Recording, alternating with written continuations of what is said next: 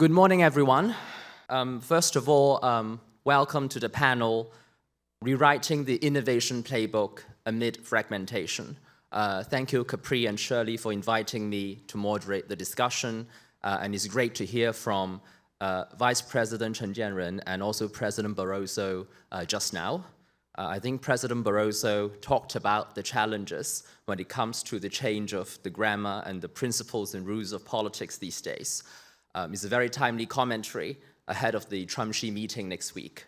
But I think I'll need to stick to the topic I'm assigned to, which is about the innovation playbook. As global fragmentation reshapes markets and supply chains, competitiveness has re-emerged as a strategic priority across the Asia-Pacific region. Meanwhile, technological advancement and artificial intelligence, AI, are also unlocking new frontiers for innovation, industry, and investments. So in this session, our three experts will discuss whether national strategies can accelerate innovation, workforce transformation, and greener growth, despite the myriad of challenges. And I think I'll start with the first opening question, the same one to all the panelists, and perhaps I would just put that to Professor Thurbon to kick off with. The global economic order is facing new uncertainties, prompting many countries to place greater emphasis on supply chain resilience and technology security. So in your respective country, what strategies are being deployed to respond to these changes and to strengthen competitiveness? Thank you, Thompson, and thank you to the CAPRI team. It's such an honour to be here among such distinguished panellists and such a joy to be back in Taiwan. Yes, the existing crisis, I think, exposes, it's really symptomatic of a broader reality about the existing fossil-fuelled economic order and the inherent risks involved in that economic order. We know that ongoing reliance on finite fossil fuels for our energy needs is an insecurity multiplier. It exposes us to energy insecurity, to economic insecurity, to social insecurity, geostrategic insecurity, and that's before you get to the environmental insecurity. So this crisis is just symptomatic of that bigger reality. And the countries that emerge in the strongest way from this crisis will be the countries that act on another reality, and that is that the green energy transition can be a national security multiplier. It can boost energy security by reducing that reliance on imported fossil fuels. We can manufacture our own energy security. It will boost economic security by building and scaling the new technology and innovation-intensive industries of the future, the export-oriented industries of the future. It will boost environmental security by reducing particulate pollution and addressing climate change. It will boost social security, especially by creating new green jobs, and in countries like my own, creating opportunities for community ownership of renewable energy projects, for Indigenous ownership of renewable energy projects, and it will boost geostrategic security as countries seize the opportunity, and this is crucial, to be a better green development partner for other emerging countries, helping them leapfrog the more destructive fossil fuel order and move straight into a more secure energy future. But this is obviously a huge opportunity. It's a national security enhancing opportunity, but it's an innovation challenge. And it's not just a challenge of technological innovation or policy innovation, it's a challenge of governance innovation. How do we use the energy transition and govern the energy transition to promote this comprehensive national security enhancing agenda? And again, the countries that will emerge strongest out of this crisis will put their mind to that governance innovation challenge. Thank you. Thank you, Professor Thurbon. I think you made a very timely point about energy, given all of us being affected by the war in the Middle East. And now perhaps we can move on to Professor Park. Professor Park, could you perhaps touch upon about the strategies being deployed in Korea to cope with the changes and in terms of competitiveness? Okay, thank you very much. As Professor Barosa addressed this morning at his keynote, we are living through a more fragmented global economy with growing pressure toward decoupling. But the real world is far more complex. Interdependence does not disappear. It has to be reconfigured. This logic applies here in Taiwan, perhaps even more sharply. Taiwan is facing the wave of decoupling more directly than almost any other economy. In advanced technology, the pressure of regulation control and strategic alignment is already very intense. Korea also demonstrates this complexity quite clearly. Korean firms use and further develop many technologies with origins in the United States. At the same time, China remains a major market, a manufacturing base, and part of the industrial value chain. Korea also depends on China for a range of lower value-added but industrially essential inputs, such as urea or other components and materials. Samsung Electronics and SK Hynix both operate semiconductor facilities in China at Nanjing, Wuxi, and Xi'an.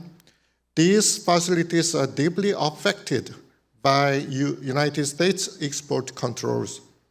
Advanced equipment cannot simply be introduced without regulatory clearance, and the constraints are real. And as long as Korean firms rely on technologies and systems shaped by the United States, there are limits to how far they can escape these pressures.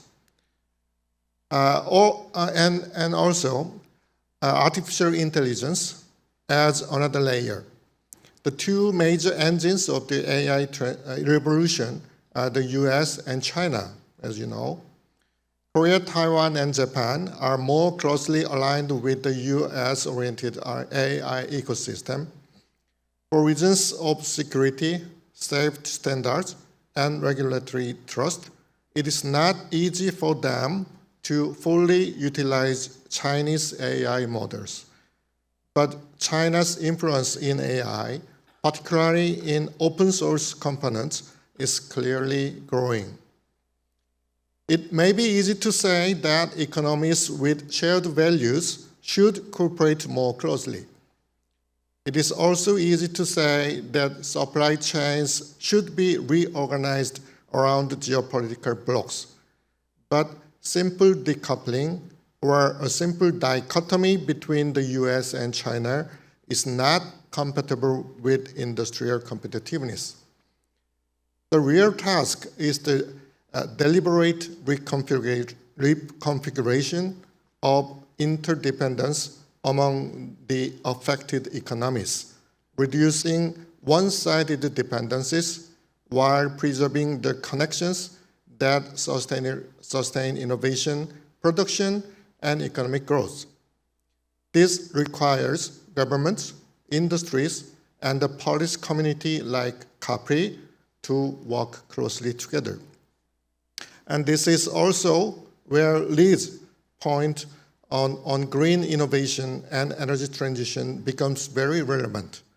These areas may be less politically charged than semiconductors or AI, but they are no less strategic. They may offer space for new forms of cooperation across the blocks.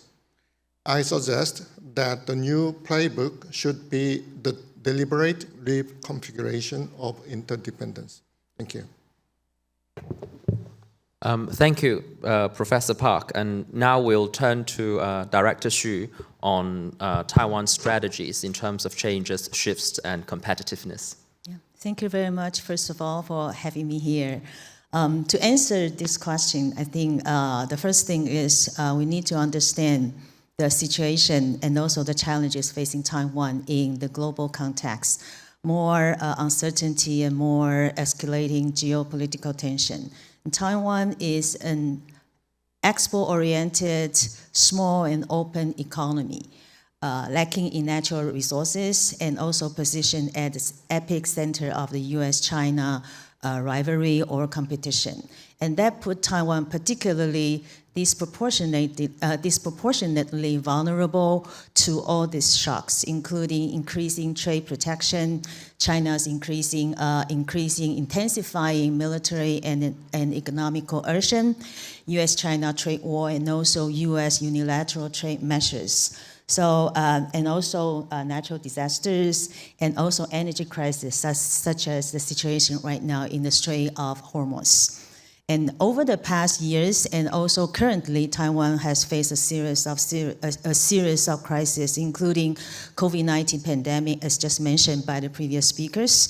And all this have made Taiwan pre-examine and pre-assess the meaning of resilience. And Taiwan has not let these crises go to waste and has reopened and responded by leveraging all these pressures to make Taiwan economy more resilient. For example, Taiwan has been totally relying on Chinese economy for almost 4 decades. Around 80% of Taiwan's outward investment goes to China.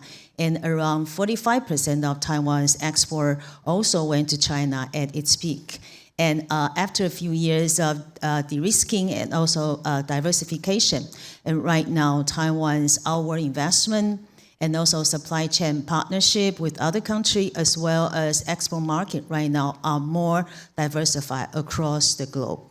And furthermore, Taiwan, to safeguard Taiwan's national core technology, which right now is Taiwan's core competence and also our national strength. Taiwanese government in the past year have reviewed and amended a series of very important legislation related to national security and also economic security. That includes the amended National Security Act and also a series of intellectual property rights related legislation. And however, some challenges still remain unsolved.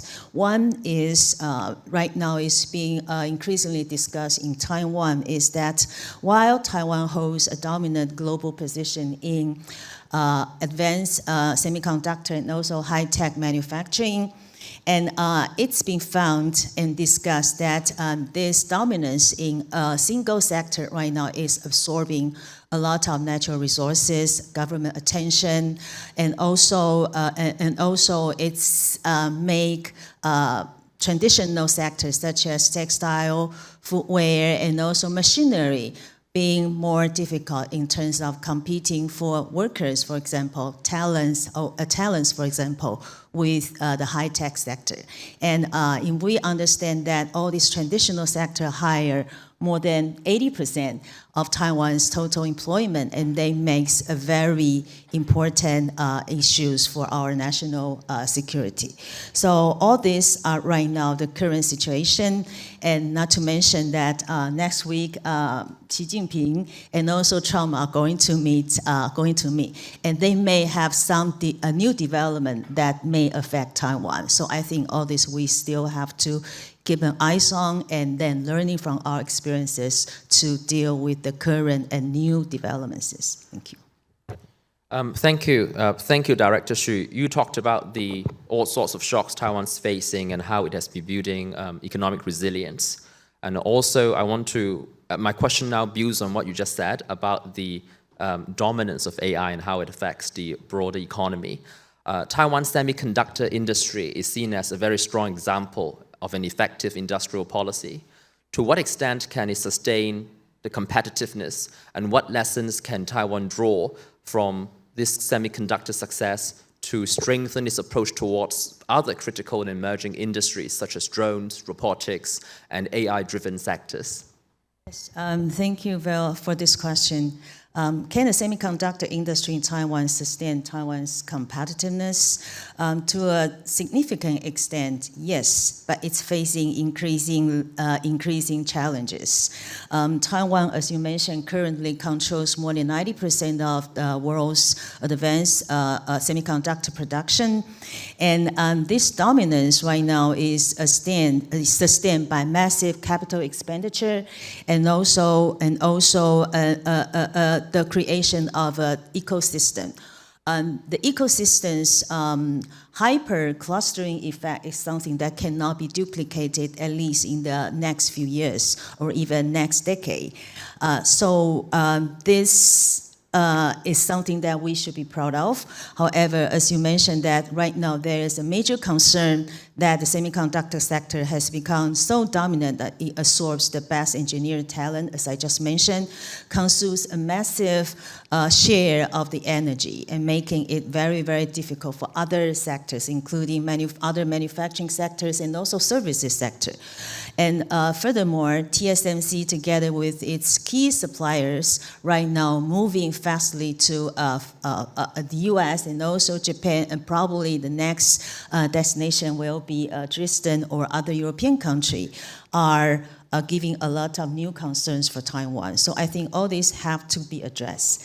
And as for this model can be adopted for emerging industry, right now the government is actually adopting the same model to emerging industry. As take a drone sector, for example, the government is now investing heavily not only in research institution, in talent development, but also in AI development, and also related sectors, including components, including infrastructure, and also including everything that could support the development of drone. And in addition to this model, the government right now is considering that individual small drone startups will not be able to compete with big players in global market. So the government is facilitating a formation of a national team. So this national team aiming to build Taiwanese-made or Taiwanese-built components or supply chain and integrated. And this right now has something that is very important, because this, what we call the clean supply chain or the non-China supply chain right now becomes a selling point for US and also European defense markets. So I think this is the industrial policy and also the experiences right now adopting into new sectors. Thank you. Now we'll turn to Professor Park. Professor Park, for Taiwan, Japan, and South Korea, there are significant opportunities for collaboration in emerging technologies, yet competition among the three remains intense. How does South Korea balance cooperation versus competition, and how does its innovation strategy stand out compared to the other two? Well, thank you for a very interesting question. The question frames this as a balance between cooperation and competition. But I would frame it slightly differently, complementarity. TSMC dominates advanced logic. Samsung and SK Hynix lead in memory. Hyundai Motor Company is emerging in physical AI. These are not simply companies competing for the same customers. They are nodes in the same network. Between Taiwan and Japan, TSMC's Kumamoto fab shows a deepening link between Taiwan's semiconductor capabilities and Japan's industrial base. Between Korea and Japan, materials, components, and equipment continue to create important industrial linkages. Between Korea and Taiwan, the relationship is less about direct competition than about complementary positions in the AI hardware value chain. The United States is another connecting layer. TSMC's Arizona Phoenix investment, Korean semiconductor and battery investment, and Japanese investment in batteries and advanced manufacturing are all being pulled into this framework. So the three economies are connected not only directly with one another, but also through the emerging industrial policy architecture of the United States. Cooperation among these three economies is therefore already structural. Competition still exists, but it is not a zero-sum competition to replace one another. So I would not describe the future of Korea, Taiwan, and Japan simply as cooperation or competition. It is complementary specialization, with each economy competing to perform its own role in the value chain with greater excellence. Thanks, Professor Park. Now we'll go back to Professor Thurbon. Professor, Australia has positioned the green transition as a pillar of its broader strategy for competitiveness.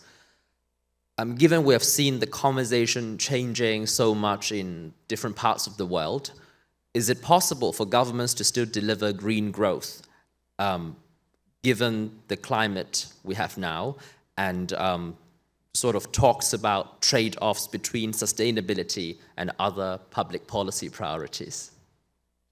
Thank you. That's an excellent question. And I think that there is a real risk in these moments of energy crisis that we do start to think about trade-offs, about energy security, and we think about, we've relied for so long on fossil fuels for that energy security, and that it's somehow incompatible. The shift to renewable energy is somehow incompatible with energy security. But actually, if we look at, for example, the country that has built the world's largest renewable energy system, for example, which of course is China, we understand that the Chinese government has not been motivated to do that for environmental reasons. We see China investing so enormously in building and scaling the world's largest renewable energy system for energy security purposes. These are mutually reinforcing goals. And in Australia, this comes back to this question of complementarity. So in Australia, while of course there is so much to be gained from cooperation technologically between Japan and Korea and Taiwan, I would love to bring Australia into that picture, because we have an incredible advantage in cheap renewable energy. We can produce the world's cheapest electricity with our abundant wind, solar, capabilities. And if we bring that into this picture of synergy and cooperation with Northeast Asia, we can be a crucial partner in continued economic competitiveness by helping to decarbonise some of these really hard to abate but crucially economically important industries like steel, like aviation fuel, for example, through the production say, for example, of green iron in Australia, and then us exporting embodied decarbonisation to Japan and Korea and Taiwan in the form of green iron. And that is good for Australia, and it's good for the region. So I think while it might be tempting in this time of crisis to think of energy and environmental security as somehow not complementary, they are actually highly complementary. But the question is, what kind of statecraft is this going to demand of us as middle powers to bring on these new economic opportunities? Of course, in the first stage, they're hugely capital intensive, and there's the problem of the green premium. So there's a really crucial question for countries like Japan, Korea, Taiwan, and Australia to say, what does it look like to collaborate on building and scaling, on creating these markets through shared standards, through collaborating on offtake, through collaborating on synchronising our mandates, say, for example, for sustainable aviation fuel. This is a really different kind of statecraft than was demanded in the fossil fuel era, and I think it's a really crucial area of cooperation. Thank you, Professor Thurbon. We have some time left before the closing round, so I would like to ask if Professor Park or Director Chau would like to perhaps share how South Korea or Taiwan are approaching their own debate over the green transition or the whole energy security debate. I'll make it very short. Before our panel started, I talked with Liz at the seat, and then I mentioned about the hydrogen energy. So, one example is Korean steel company POSCO approached Australia to make a collaboration in the field of hydrogen energy to produce green hydrogen in Australia with renewable sources. And then POSCO tries very hard to make it possible to import green hydrogen from Australia to Korea. However, the transportation of liquid hydrogen is very hard, very difficult. So in that case, POSCO may produce their steel in Australia, like a green steel you mentioned, and then transport the green iron to Korea to process more into kind of steels or the panels. So definitely Australia will be a very good partner in the Asia-Pacific region in terms of the green transition. I strongly agree with you. Thanks, and Director Chau, I mean, you talked about drones and new industries. I mean, AI needs energy, drones require energy, so how is Taiwan approaching the whole debate?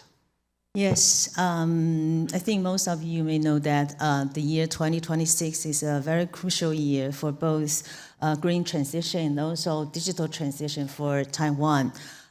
Starting from this month, the government officially collects the carbon fee, starting with around 500 or less than around 450 the so-called large emitters. And so that is something that is right now very important for the whole industry. And you just mentioned about this AI.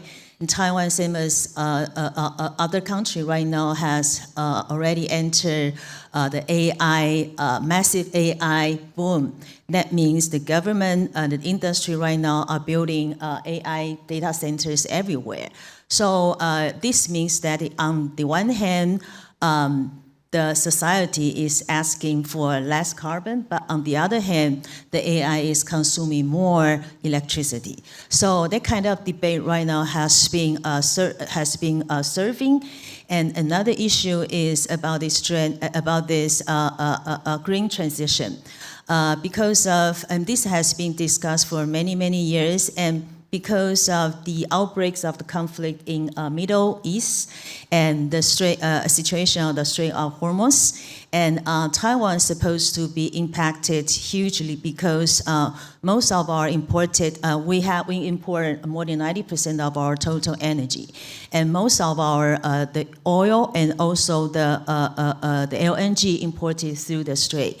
So Taiwan should have been targeted, affected because of this. However, because of AI boom, so last year we registered 8% of economic growth rate unseen for 15 years. And then this quarter, the first quarter, we registered 13% of growth rate, unseen for 4 decades. So this economic prosperity does not mean that we are away or immune from this energy crisis. So we do hope that they, despite of this very good performance, is still very urgent that people, government, and private sector will have to sit down and discuss not to slow down the green transition as well as the digital transition. Thanks. And I think on that note, we'll come to the concluding question for everyone. I mean, all three of you spoke about a whole range of technology shifts and challenges in the policy debate. Transformative technologies, particularly in AI that some of you have alluded to, are creating new investment opportunities while also reshaping labor markets and economic structures. I mean, Taiwan's a good example, as Director Xu talked about, how it's affecting service and traditional manufacturing sectors. So my question is, how are policymakers leveraging these changes while preparing the workforce and traditional industries for potential shocks ahead? So I think I'll put that to Professor Thurbon first and then turn to Professor Park. Thank you so much. And yes, I think this issue of data centres is really crucial. And when it comes to AI, it really should be born green. Data centres should be born green. And again, here we have the opportunity in Australia to fuel the data centres with renewable energy. And that is but one. So in Australia, we have the Future Made in Australia agenda, and it really does articulate a vision for Australia, a fantastic vision for Australia as a supplier of green commodities, and for Northeast Asia in particular, around green iron, around sustainable aviation fuel. It's a fantastic vision. But of course it has enormous challenges in execution. At the moment we have any range of green iron projects standing ready to go, but the policy suite is very challenging because of the green premium. So we're thinking about particular policy innovations in Australia, for example, through a clean commodities trading initiative, where the government could act as an off-taker for green iron, committing to buy a certain volume of green iron at a certain price over a certain period, and that would provide the project with the confidence it needs to raise the finance and move forward. And then to deal with the green premium, you could separate the physical commodity from the environmental attribute and then sell the iron at regular prices, and the government can bank and trade the clean commodity certificates. Now, this is a way in which the Australian government could actually earn money back for supporting industry. But there would also be, for example, an opportunity to collaborate with Taiwan, with Korea, with Japan on such an initiative, whereby we could share the risks of the offtakes and then the rewards of creating a market for the trading clean commodity certificates. You could apply that to sustainable aviation fuel as well. So these are the kinds of sophisticated middle power statecraft that I think are going to be essential, the governance innovations to turning these incredible ambitions that we all have into reality. Thank you, Professor. Professor Park, can I also put the similar question to you about how our decision makers in Seoul leveraging the changes and preparing for the potential shocks? Yeah, the question is about the AI and the shock to the labor market, and this question is like a buzz question. Everyone is talking about it. I would like to approach AI from the perspective of economic growth and industrial transformation. AI will change the demand for labor and the skills individual workers need.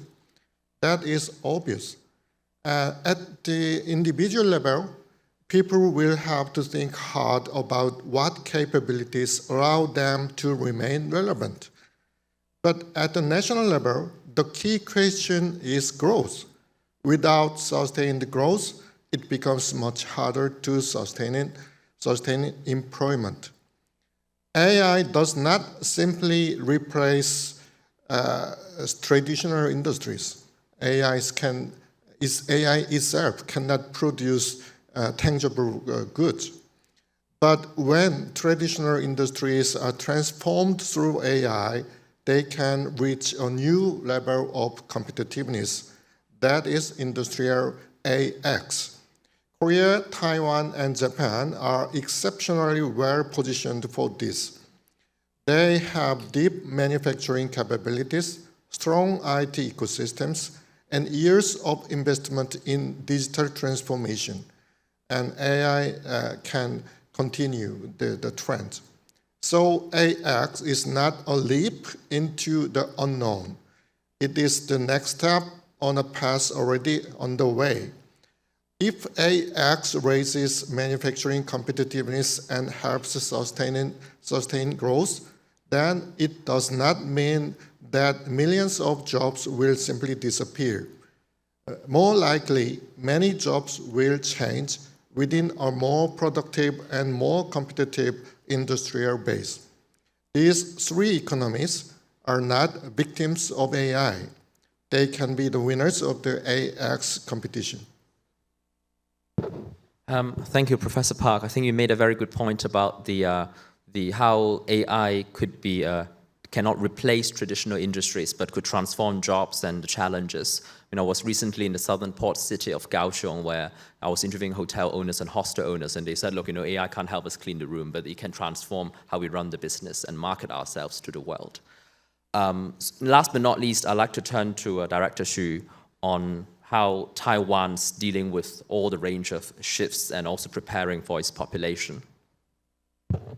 I think Taiwan, Korea are having the similar situation.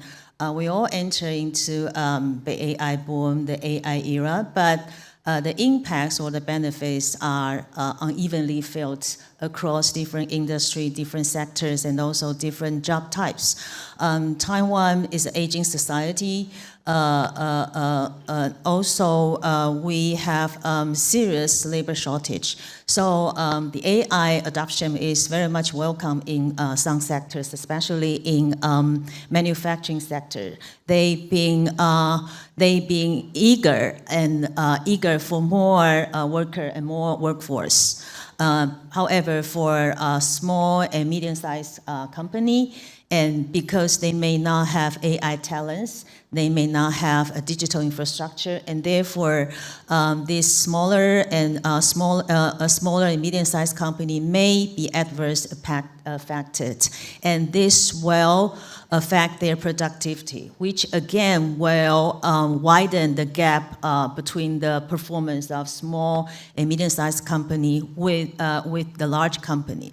So I think for the government needs to pay attention, because we have one of the world's best high-tech sector. I mean, they are all buying 100% green electricity. Whenever they go invest in other countries, they are asking for 100% green electricity, and they are not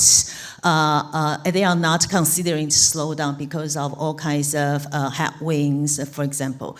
But for traditional sectors and also for smaller company, and this needs more government support and more government supports to help them to be able equally benefit from the AI development. Thank you, Director Chau. A quick roundup. Once again, I think Professor Park, thanks for your points about the complementarity between Japan, South Korea, and Taiwan, how AI doesn't replace traditional industries, but change jobs and how industries function, and how for all Japan, Korea, and Taiwan across the board, AI, the traditional strengths in AI, IT, and manufacturing capabilities mean that AI isn't a leap into the unknown, and jobs won't disappear overnight, but instead will be changed significantly.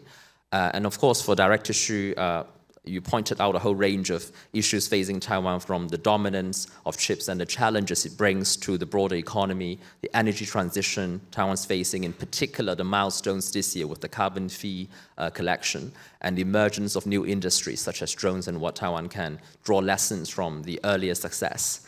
And of course, last but not least, from Professor Thurbon, pointing out the importance of charting an energy secure future, on suggestions on green commodities that Australia's pushing for, and how renewable energy is tied to the conversation about energy security as well, so it's not an either-or situation, and how all these transitions might require good governance and good statecraft, as well as international and regional collaboration in order to pull off. So on that note, let's thank our panelists again today and give them a round of applause.